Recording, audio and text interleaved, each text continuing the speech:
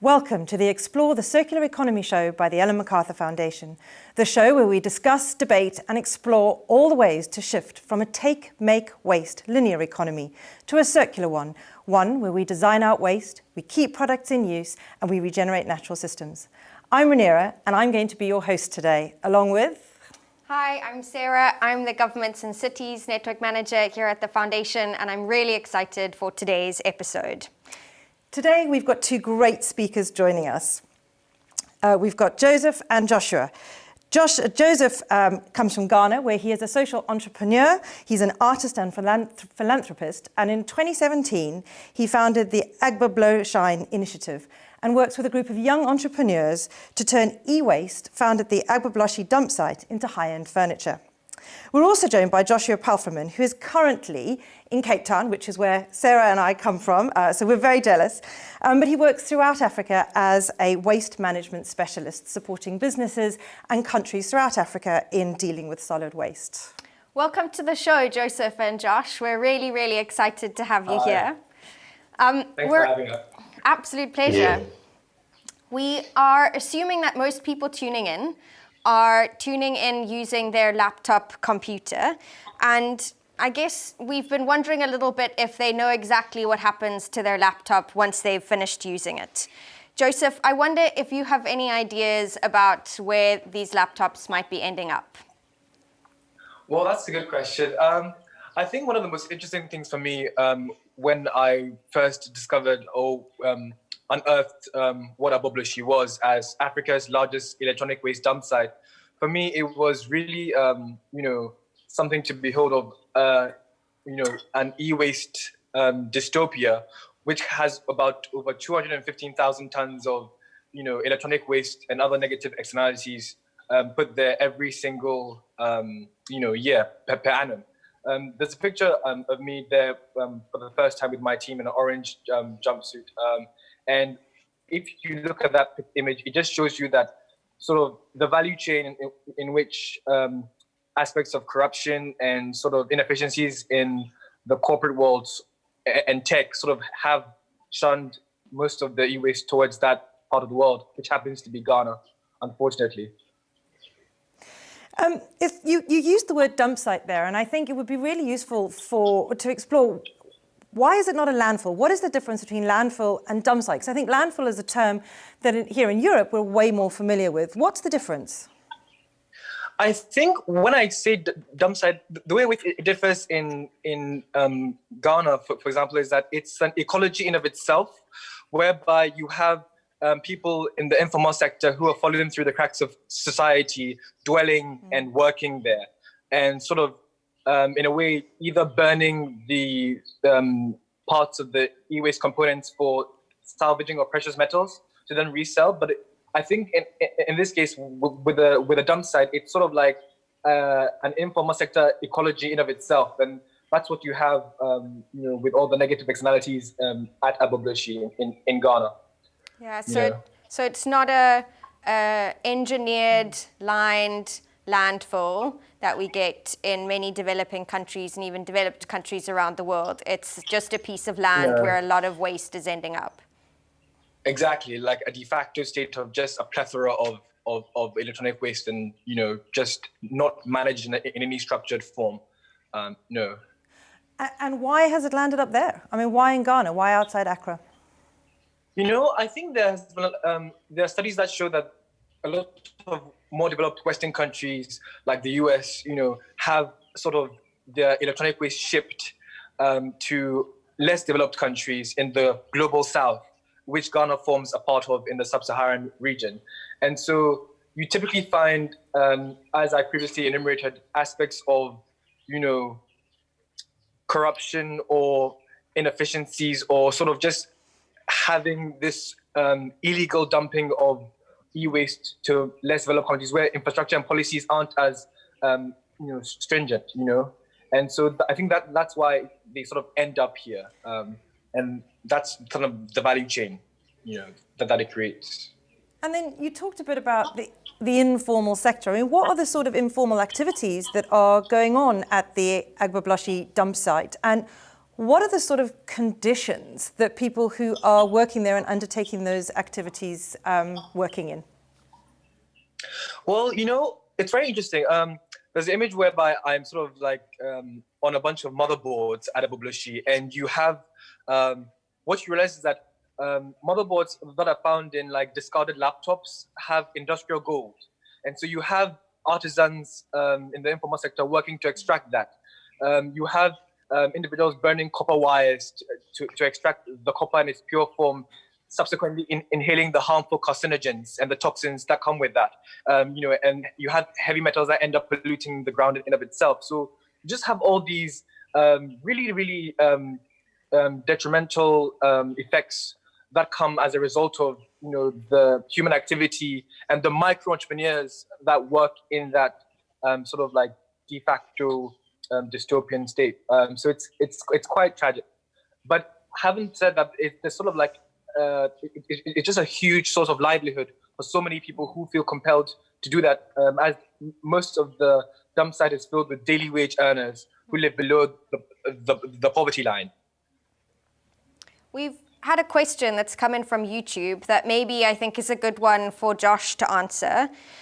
Josh, could you tell us why Africa accepts this waste and e-waste, and if that really is the case?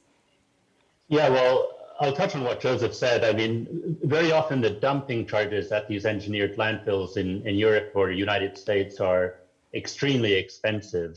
So very often the export economics of shipping that waste to another country that has a much lower landfilling cost. In Tanzania and Kenya, for example, the equivalent unit is only $1.50 per metric ton to dump your waste at the landfill. So that just provides, at larger volumes, an astronomical saving for these countries. But this is not meant to exist for hazardous waste materials like chemicals and paints, and certainly electronic waste, which has heavy metals in it.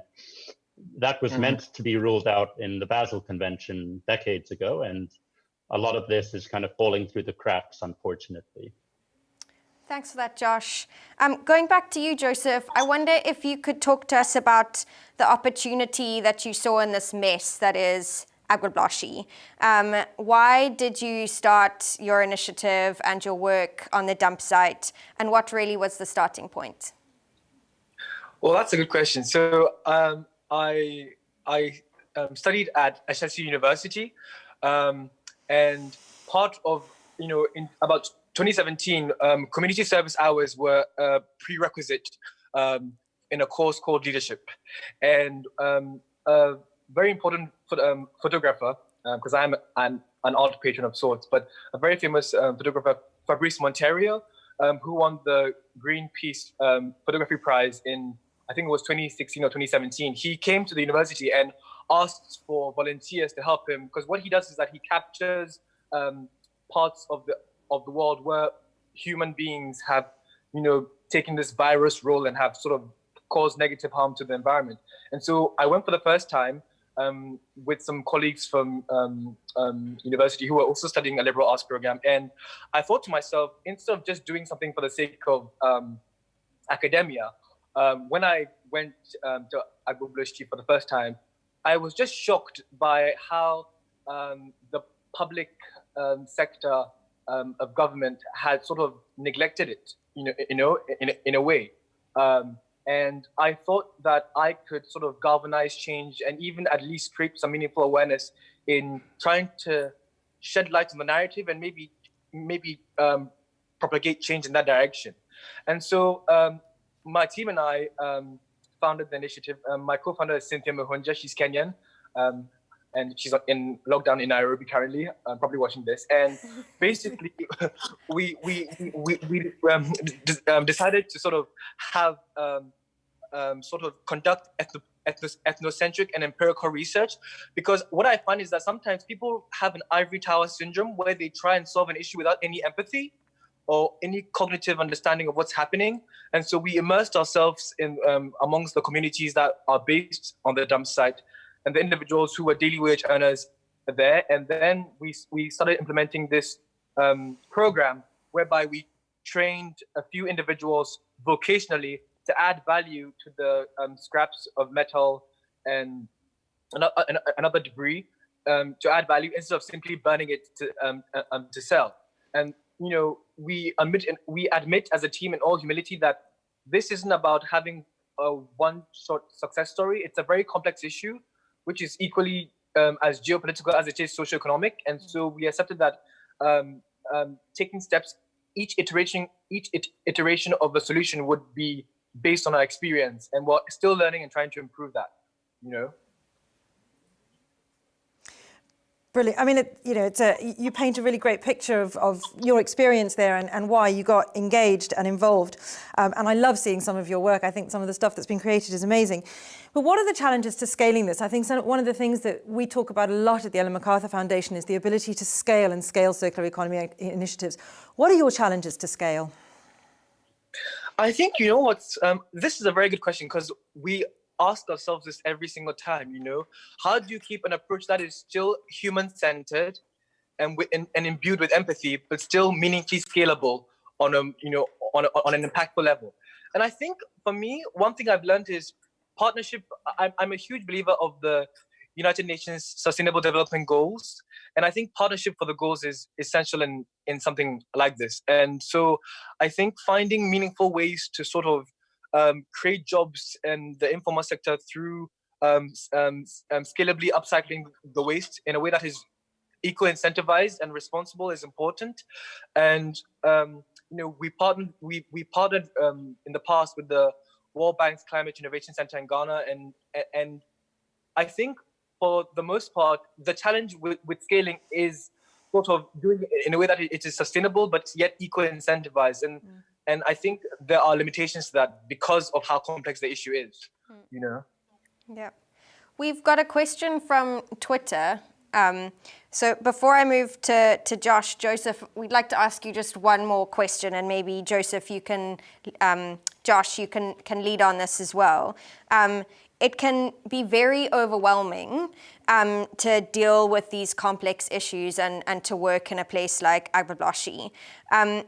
Do you have any advice for, like, if you could go back and tell yourself before you started this work some things to help you with your feelings of being overwhelmed and working in these kinds of places, what would be the advice that you give yourself? Well, I would say this. Sometimes as passionate environmentalists who have larger goals of what we want to achieve, we forget that you can't pour from an empty cup, right? You need to have soundness of mind and focus and the energy to be able to do the meaningful work you carry out, right?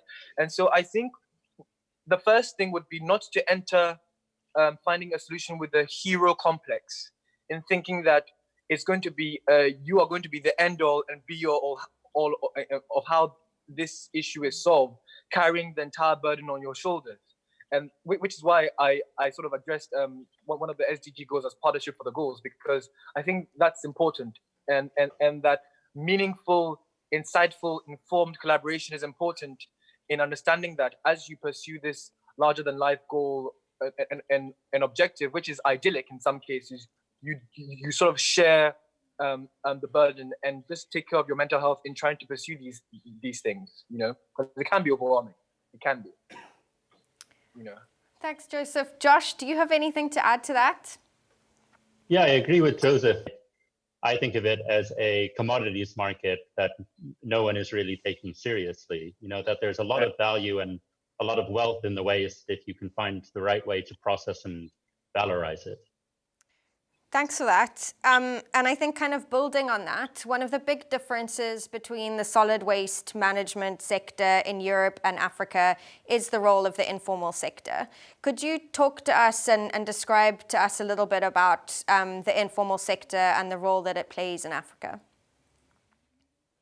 Sure. So, I mean, a huge proportion, I would say the largest recycling force in sub-Saharan Africa is informal. And I like calling them, rather than waste pickers, these micro entrepreneurs who, because the cost of living and because the cost of entry and the skills barriers are inherently low in waste recycling, it's a very attractive opportunity for countries that have high youth unemployment rates and low costs of living. And so the informal sector is the largest moving force. And even though we're talking about individuals who might only be able to move between 25 and 100 kilograms of product using a non-motorized trash cart or a kind of a modified tricycle, when you're talking about hundreds of thousands of waste pickers working in unison, I mean, you're talking about a massive scale that municipalities and private companies wouldn't have control over independently.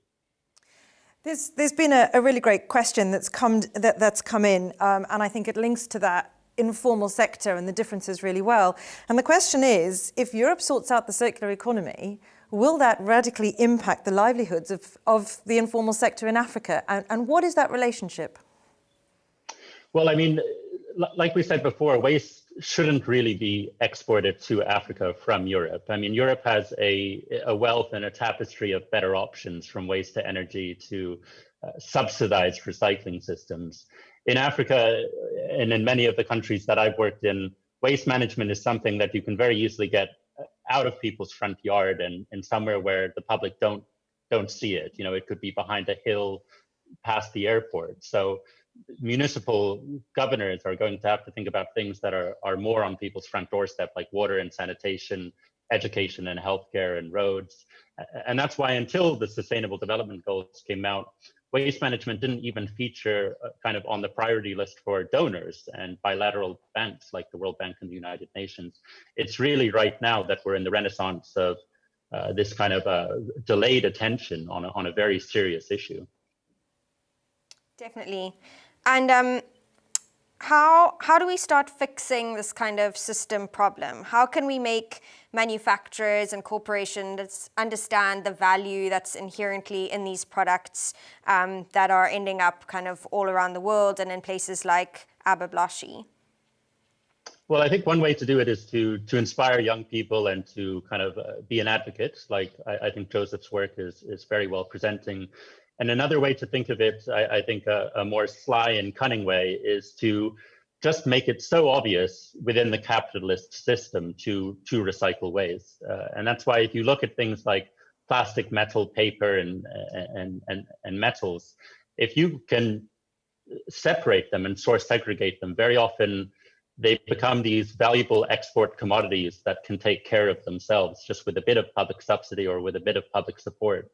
So instead of talking about an environmental or a social or an altruistic cause, I'm talking about a no-brainer, make money export commodity cause. And that's going to get a lot of people on board. And a side effect, an indirect impact of that is going to be that it scratches our back, that it helps the environmental advocacy that we're pushing. I mean, it would be interesting to hear a perspective from Joseph on that as well, because actually you're using the waste and you're creating value out of the waste. So I wonder if you've got a perspective that you'd like to share with us on Sarah's question around how do we start fixing the problem? That's a good point. So I had basically in upcycling sort of the electronic waste to create value-added products, my approach to creating meaningful awareness was that I had a debut exhibition at the Gallery 1957 in Ghana, whereby I worked with artisans there to sort of upcycle and create pieces inspired by Marcel Duchamp's ready-made concept. And from the money we made from the sale of those pieces with the gallery, I reinvested it in efforts towards vocationally training more inhabitants. And I think that's something that's crucial, that people also have to realize, as Joshua enumerated previously, that there is sort of, I mean, what I did was more creatively inclined, but I think what people are beginning to realize is that it's $1 billion informal sector that is not really being taken seriously or being approached in a meaningful way. And so I think people need to change the attitude towards what electronic waste is and sort of the opportunities that lie. Because I don't think that, I think to simply discard it as waste is, there's an irony, imbued there, because it's just sort of like undiscovered resources that just need to be channeled towards the right value chains, Yeah. Josh, I wonder if we go back to you. I know that you're doing a lot of development aid work in Africa, and there's a lot of that happening on the continent. Do you think the work that's currently happening is transformational for the waste sector, and if there's anything missing of how it could be done better? Yeah, I definitely think it's going in the right direction. I mean, the power of donor actors in these fast-growing cities will always be thought of, in my mind, as development acupuncture. So can you prove a business concept that young entrepreneurs will visualize and then run away with? Can you kind of spark a fire that breeds inspiration naturally? But kind of one of the things that I've seen other than technology applications are cooperative movements. There's actually an organization called the Global Alliance of Waste Pickers, which is doing some very impressive work. And another item that people are thinking of is, can we apply fair trade principles to the waste recycling sector? So, I mean, every time a barrel of oil drops in price, you're putting waste pickers out of business. So, fair trade did the same thing with other commodities like bananas. The Rainforest Alliance has done it. And now there are some companies like Plastic Bank and Thread and Plastics for Change and Hope for Plastic. And they're all getting on this idea just in the last 2 years that, can you sell plastic and waste commodities at a premium and use that premium to subsidize decent livelihoods and fair wages for local waste workers in Africa? A question for Joseph, I think, because we've talked quite a lot about the informal sector, and you mentioned kind of the working conditions, and I think we had a photo of you standing on top of a load of motherboards. And how do we make sure that we address these poor working conditions? I mean, Joshua's talked about fair trade, and working conditions are all part of that, but what can we do to support the people who work at the dump site as well as changing the system? It's a very good question, because I think people have wondered, is it as simple as formalizing what is now informal? And I think to some extent, I don't think that's exactly the simple solution, but it's very hard because, I think one of the difficulties that my team and I experienced, and a funny anecdote was, for example, we donated a bunch of 10 standard issue gas masks to 10 scrap burners who burn the copper wires to salvage precious metals. And in an experiment, after making this small dent and this donation of 10 masks, when we came back, let's say about a week and a half later, to check up on the working conditions and the developments to see if they were using the masks we gave them, most of them really weren't. And so it just shows you that there's sort of like an education and a sort of, I've learned that in working in places like Agbogbloshie, in the informal sector, trust is a currency. People have to, people at that level, living below the poverty line need to trust you. And so sometimes that can be a challenge in certain situations. And it's something that needs to be addressed, but it's definitely something worth exploring. But I'm confident in saying that I don't really have the answers to as of yet. Because it is the informal sector. People need to understand that it has a life of its own. It doesn't deal with the same. You're dealing with language barriers, access, educational barriers, and other impediments that make it difficult to solve issues simply or effectively all at once. Yeah, I mean, I think maybe also it would be useful to ask Josh here a question about. We've spoken a lot about kind of the precious metals parts that come out of electronic waste. Joseph just spoke about copper wire. But we know in our laptops that we use every day and the opening of the session that it's not just metals that are part of laptops and electronic waste. There are other components like plastics. And I think the photo that we used of Joseph standing on the motherboards was also quite a nice illustration of that. Could you maybe tell us or talk to us a little bit about the role of design and how we design electronic products and how that could assist recycling in an informal place like Agbogbloshie? Sure. So, I mean, some of the design elements you could certainly tie to an extended producer responsibility model. So the collection of batteries and the collection of the more hazardous kind of parts of electronic waste. The manufacturers of these products will inherently know that they are going to be thrown away. It is part of their economic model for people to continue buying the latest model of laptop and phone. And they know also that consumers in all of the developing and industrializing world won't have public subsidized battery receptacles and electronic waste disposal opportunities locally.